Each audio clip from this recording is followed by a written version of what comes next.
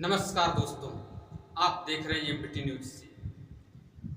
दोस्तों, उत्तर प्रदेश में 10 सीटों पर उपचुनाव होना है और 2027 में विधानसभा का चुनाव होना है।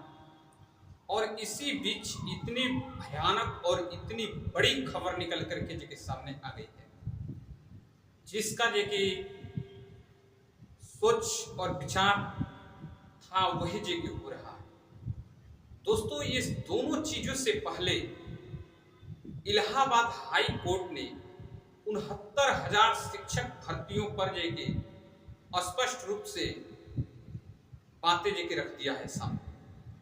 दोस्तों, 69,000 शिक्षक भर्तियों पर भारतीय जनता पार्टी को लताड़ लगाते हुए यह स्पष्ट कर दिया कि जो शिक्षक भर्ती हुआ था उसमें आरक्षण को अनदेखी किया गया है।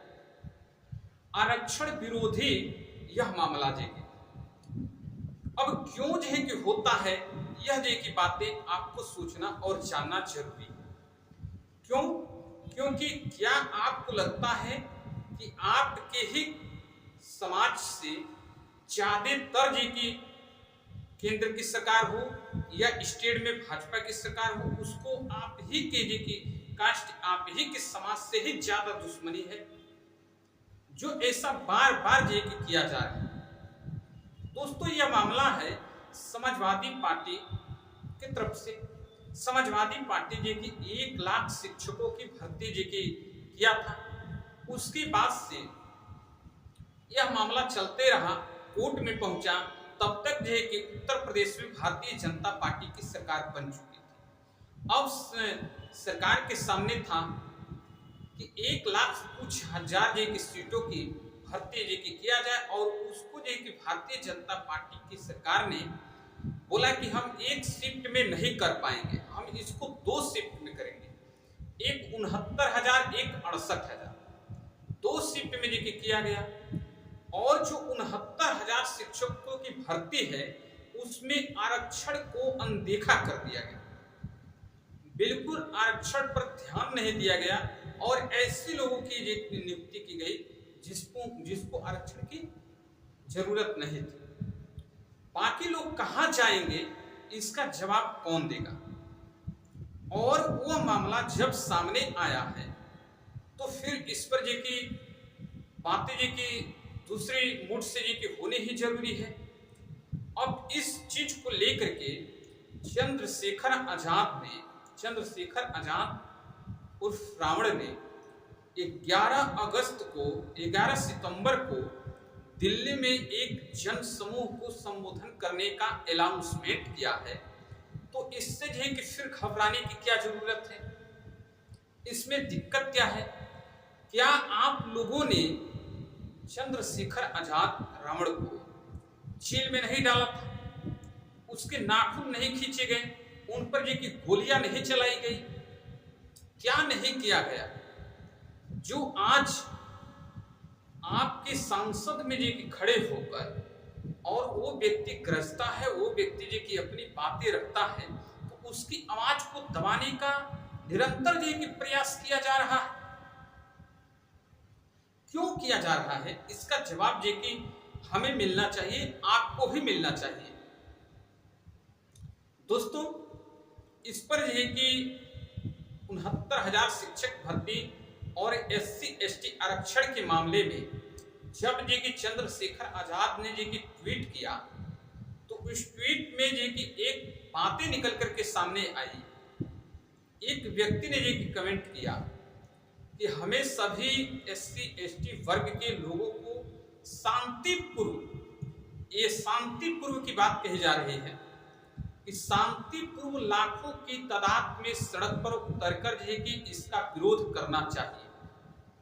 मैं मानता हूं कि शांतिपूर्व किया जाएगा, शांतिपूर्व होगा, लेकिन फिर हमारे दिल में और इस समाज के दिल में जो अशांति पैदा की जा रही है, जो आरक्षण के विरोधी काम किया जा रहा है, जो दलित समाज को कुचलने का प्रयास किया जा रहा है, निरंतर इस पर एक सोची समझी रणनीति और राजनीति के तहत काम किया जा रहा है, तो जरा सोचिए कैसे शांतिपूर्व जी की हो सकता है मामला। चलिए यह एक विषय जो कि अलग है। 21 अगस्त पर जो भारत बंद की अनाउंसमेंट की गई है, उस पर भी जी की एक कमेंट ये कि आया है कि मैं पूछना चाहता हूं कि चंद्रशेखर आजाद जी के ऊपर जो गोलियां चली उसके अपराधी अभी तक गिरफ्तार हुए कि नहीं हुए, और क्यों जी कि नहीं हुए। क्या यह चंद्रशेखर की राजनीति और रणनीति का खेल है? ऐसा ये कमेंट करने वाले कमेंट किए ट्विटर पे। दोस्तों दोनों स्क्रीनशॉट मैं लगा दिया हूं, उसको आप देखिए, रोक करके देख सकते हैं, पढ़ सकते हैं, इसमें देखिए कोई दिक्कत नहीं। उसमें लिख रहे तो मैं जो कि इस बात को लेकर पूछना चाहता हूं कि सरकार की जिम्मेवारी है जो कि वैसे अराजक तत्व को पकड़ने का।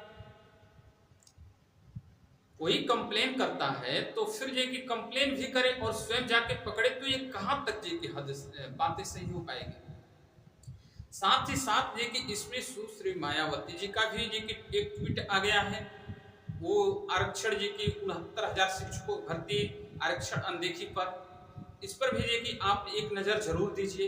लेकिन मैं आप लोगों को यह बार बार ये बताने का प्रयास कर रहा हूं कि जिस तरीका से जो यह प्रोपेगेंडा जी की सेट करके और सबसे बड़ी दुश्मनी सिर्फ आरक्षण, सिर्फ संविधान और सिर्फ दलित समाज के लोग ही क्यों जी बन रहे हैं, जिनकी आए दिन निरंतर जी की हत्या, बलात्कार, ऐसी की जुर्म जी की हो रही है जगह जगह पे, और कोई देखने वाला तक जी की पूछने वाला तक भी जी की नहीं है कि ऐसा जी की क्यों हो रहा है।